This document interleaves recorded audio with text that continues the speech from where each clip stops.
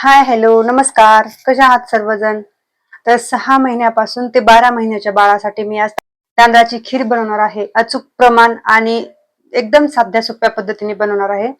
त्यासाठी हा व्हिडिओ शेवटपर्यंत बघा आणि तुम्ही माझ्या चॅनलवरती नवीन असाल तर चॅनल सबस्क्राईब करा. चला तर मग स्टार्ट करूया व्हिडिओ. एक कढई घ्यायची आपल्याला जाड, गॅसवर ठेवायची आणि गॅस एकदम कमी ठेवायचा आहे. त्यामध्ये थोडंसं तूप टाकायचं आहे आणि 1 चम्मच आपल्याला तांदूळ घ्यायचे. तुम्ही इथे इंद्रायणी तांदूळ घेतलेला आहे. इंद्रायणी तांदूळ बाळांसाठी पौष्टिक असतो. तुमच्याकडे जो अवेलेबल असेल तो तुम्ही घेऊ शकता. तांदूळ तुपामध्ये टाकायचा आहे आणि चांगला भाजून घ्यायचा आहे आपल्याला.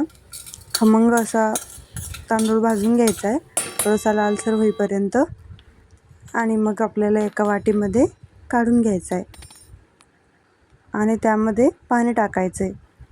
पाणी टाकून 20 ते 25 मिनटं आपल्याला बाजूला ठेवून द्यायचा हा तांदूळ. लहान बाळाचे कुठलेही पदार्थ बनवताना स्टीलच्या भांड्यामध्येच बनवायचे शक्यतो चांगलं असतं आणि एकदम कमी गॅसवरच कुठलेही पदार्थ बनवायचे. आता मी तांदळामध्ये पाणी टाकलं आणि त्यामध्ये एक बदामसुद्धा टाकलेला आहे. भिजत घातलेला बदाम जर बाळाला दिला तर पचायला हलका जातो. अजून 20-25 मिनटानंतर मिक्सरच्या भांड्यामध्ये तांदूळ आपल्याला टाकायचा आहे आणि त्याची बारीक पेस्ट तयार करून घ्यायची.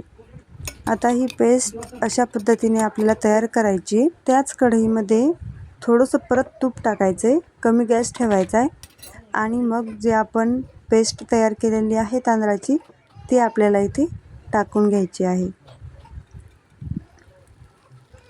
पेस्ट टाकून घ्यायची आणि पाणी टाकायचं आहे आपल्याला.